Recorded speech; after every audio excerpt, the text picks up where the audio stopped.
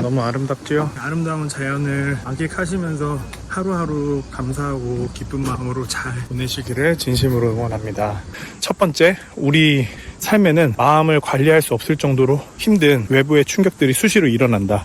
그럴 때에는 우리가 마음을 관리하지 못하는 게 당연하다. 일단 그거를 인정하고, 두 번째로는 그런 마음을 관리하기 힘든 상태에서 내가 어떻게 다시 마음을 관리할 수 있을까? 두 가지 방법이 있는데, 첫 번째로는 외부의 자원에 기대자, 외부의 자원을 적극 활용하자. 외부의 진리, 마음에 다시 기반을 다져줄 수 있는 삶의 진리, 우주의 진리, 생명의 진리, 이런 것들을 바라보면서 흔들리지 않는 기반을 다시 한번 다져보자. 두 번째로는 마음의 키우는 과정으로 생각하고, 마음을 단단하게 또 회복 탄력성이 있게 만드는 과정으로 생각하자. 앞으로의 어려운 과정들도 이겨내면서 마음 관리를 잘해서 더 좋은 것들을 만들어내는 사람이 될 수 있다. 그렇게 생각을 해보시면 어떨까 하고 생각해 봅니다. 가을도 지나가는 것 같고, 조금 있으면은 금방 추운 겨울이 될 것 같습니다. 여러분은 인생의 추운 겨울날 만나보셨나요? 아무리 노력해도 아무 일도 되지 않고, 아무리 노력해도 해결할 수 없고, 일적인 측면에서도 그렇지만 관계적인 측면에서도 모든 관계가 망가지고 이 세상에 혼자 남은 것 같은 시간들, 위로도 크게 되지 않고 어디 도망갈 수도 없고, 그렇게 사방팔방으로 완전히 둘러싸인 것 같은 절망적인 상황, 여러분도 빠져보신 적이 있는지 궁금합니다. 인생의 시간이 아닐까 생각을 하는데요. 그런 시간에 여러분은 어떻게 문제를 해결하시는지 궁금합니다. 가장 위험한 상태가 되는 거는 우리 마음이 무너진다는 것 같아요. 마음이 무너지다 보면 건강도 무너지고 삶의 많은 부분들이 무너지게 되거든요. 우울증에 빠지기도 하고, 배인 기피증에 빠지기도 하고, 어떻게 보면 자살 충동에 시달리기도 하고, 내가 왜 사는지 도대체 그런 근본적인 질문들에 둘러싸여가지고 사실 누구에게 털어놓을 수도 없고 정신 나간 것 같은 그런 시간들이 있잖아요. 그럴 때 어떻게 마음을 관리할 수 있는지, 성공한 적도 많고 실패한 적도 많으실 것 같아요. 저도 똑같습니다. 저도 성공한 적도 많고 실패한 적도 많고 극복한 적도 있고, 극복하기 전까지 많은 시간을 막 진흙탕에서 뒹굴면서 정신 나간 사람처럼 지낸 그런 시간들도 많이 있는 것 같습니다. 솔직한 이야기인데요. 여러분은 어떻게 마음을 관리하는지 한번 돌아보고, 또 저 스스로도 그런 힘든 상황이 있을 때, 마음이 무너질 때 어떻게 마음을 관리하는지 잘 생각해보고, 교훈이 있다면 교훈을 얻어보고, 그런 이야기를 나눠보려고 하는데요. 일단 첫 번째 중요한 사실은 힘든 상황에서는 마음 관리가 되지 않는다는 사실입니다. 연인과 헤어졌을 때, 억울한 일을 당했을 때, 꿈꿔오던 수십 년 동안 노력했었던 일이 물거품으로 돌아갈 때, 중요한 누군가를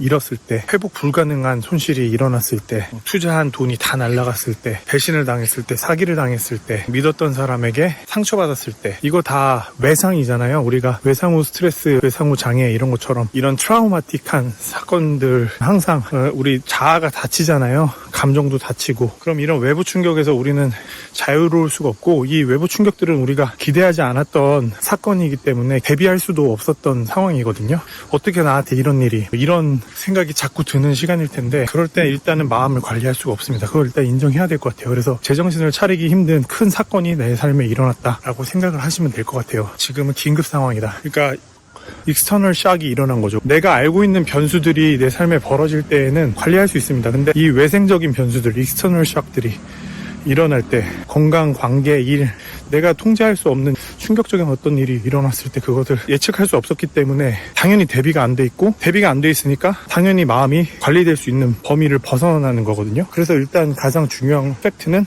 내가 내 마음을 관리할 수 없는 상태다, 인정하는 거라고 생각해요. 그럼 두 번째로 생각해 볼게요. 내가 내 마음을 관리할 수 없을 때 어떻게 다시 관리할 수 있는지. 근데 이게 이제 중요한 문제가 될 텐데, 두 가지 측면에서 이야기를 하고 싶습니다. 하나는 외부의 힘을 빌리는 거고요. 두 번째는 내면의 힘으로 그것을 어느 정도 극복하는 건데요. 두 가지 측면에서 결국 이겨내야 된다고 볼 수 있습니다. 첫 번째는 내 통제할 수 없는 외부 변수로 인해 가지고 내 마음에 충격이 왔을 때, 똑같이 외부의 긍정적인 힘을, 나를 위한 지원, 나를 향한 아군을 활용해서 내 마음을 관리할 수 있도록 내 마음에 자원을 주는 거예요. 두 번째로는 이제 나의 내면의 힘, 내면의 관리 체계를 다시 활성화시키기 위한 건데, 그거는 평소 때 마음 근육이 단련되어 있어야 된다고 볼 수 있지만, 동시에 어려운 속에서도 마음을 다시 일으킬 수 있습니다. 사람은 그렇게 할 수 있는 능력이 있거든요. 그래서 이 두 가지가 동시에 필요하다고 생각해요. 그럼 외부적인 힘은 무엇이 있을까 생각해보면, 첫 번째로는 이제 절대적인 진리, 절대적인 힘, 흔들리지 않는 자원, 흔들리지 않는 불변의 진리, 이런 것들에 돌아갈 수 있다라고 생각해요. 예를 들면 인간이란 무엇인가, 삶이란 무엇인가, 우주란 무엇인가, 신은 어떤 존재인가, 무엇인가? 내가 이 땅을 살아가는 이 존재의 이 의미는 무엇인가? 나는 이 땅에 왜 태어났을까? 내가 살아가는 이 시간의 의미는 무엇일까? 이 시간은 되게 유한하구나. 뭐 이런 온갖 깨달음과 질문들이 나의 생명과 직결된, 나의 운명과 직결된, 나의 시간과 직결된 그런 질문들이나 깨달음들이 절대 불변의 어떤 상황에서도 바뀌지 않는 진리와 관련된 외부적 자원이라고 볼 수 있는 것 같아요. 예를 들어서 저 같은 경우는 진짜 마음이 많이 무너질 때에는 아무데도 의지할 수 없을 때 막 멘붕인 상태가 될 때는 이제 성경을 많이 읽는데요. 성경을 틀어놓는다든지 성경을 읽는다든지 또 생각해보면은 학창시절 때는 성경 말고 또 어떤 심리학 책이나 철학 책들을 많이 보기도 했어요. 어쨌든 간에 인류에게 밝혀져 있는, 주어져 있는 그런 진리들을 탐구하면서 흔들리지 않는 삶의 기반, 생각의 기반들을 다시 다지는 거죠. 예를 들면 내가 정말 불행하게 느껴져. 그런데 어떤 외부적 이야기들을 통해서 나만 힘든 게 아닌구나 라는 걸 알게 된다든지, 혹은 내가 이렇게 힘든 시간을 보내고 있지만 이것도 인생 크게 보면 아름다운 시간의 일부구나 라고 이렇게 생각한다든지, 아니면은 연인과 헤어져서 너무너무 힘들 때 인간관계라는 건 결국 그런 거구나, 이렇게 취약하구나, 또 서로의 인연이라는 거는 스쳐가는 인연이 될 수도 있고 모든 인연이 되게 소중한 거구나, 그렇게 깨닫는다든지 그런 진리들을 탐구하는 거죠. 성경에는 마음에 대한 좋은 이야기들이 되게 많아요. 예를 들어서 무엇보다도 당신의 마음을 지키십시오. 왜냐하면 그 마음에서 당신의 생명이 나오기 때문입니다. 이런 말씀도 있고, 인생을 향한 신의 뜻이 무엇이냐면 어떤 일이 일어나든지 감사하고 매 순간 기뻐하고, 그리고 항상 기도하는 마음으로 기도하면서 그렇게 살고, 그런 삶의 태도, 마음가짐에 대해서 많이 해주거든요. 그래서 나쁜 마음을 가지지 말고 항상 겸손하고 감사하고 기뻐하는 마음을 가지라고 그렇게 이야기를 해줍니다. 그러면은 그 이야기를 들을 때 내 마음에 흔들리지 않는 진리를 이렇게 차곡차곡 쌓아나갈 수 있다라고 생각을 하고요. 두 번째 측면에서 자신의 마음의 근육에 대해서 이야기해보면, 우리가 살면서 예상치 못하는 어려움들이 진짜 많잖아요. 사실 어려움이 없었다고 하면 그만큼 그 사람은 운이 좋았다고밖에 말할 수 없는데, 마음에 힘든 일이 별로 없었어 하면 진짜 감사하면서 살면 되죠.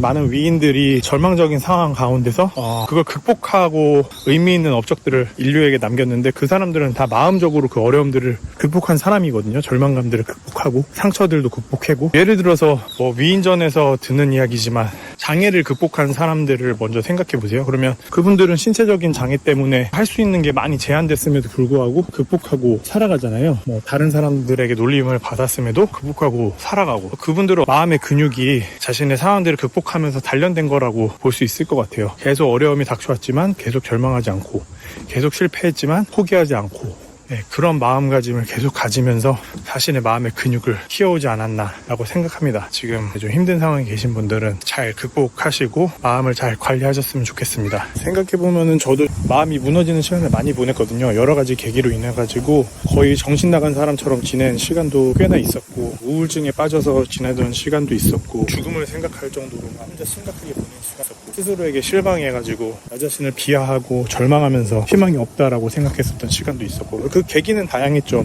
연인과 헤어질 때도 있었고, 내 꿈이 좌절될 때도 있었고, 나 자신에게 실망하는 사건이 있을 때도 그랬고, 누군가에게 배신을 당했을 때도 그랬고, 가족의 문제, 가족의 건강 문제, 혹은 나의 환경에 대한 문제, 그런 여러 가지 일들로 인해서 저도 절망하고 마음속으로 우울증에 빠지고 절망감에 빠져서 헤어나지 못하는 시간들이 꽤나 많이 있었습니다. 성경의 되게 좋은 점은 그런 관점을 가지게 해준다는 것 같아요. 내가 너무 미시적인 관점에 갇혀가지고 괴롭게 뒹굴고 있을 때 신이나 우주, 인생, 시간 이런 것들을 생각하게 하면서, 내가 살아가는 이 인생은 원래 짧고 되게 유한하고 허무한 거구나. 하지만 그 안에서 즐겁고 감사하고 사랑하는 사람과 맛있게 먹고 보람되게 일하면서 살아가라는 것이 어차피 신의 뜻이었구나.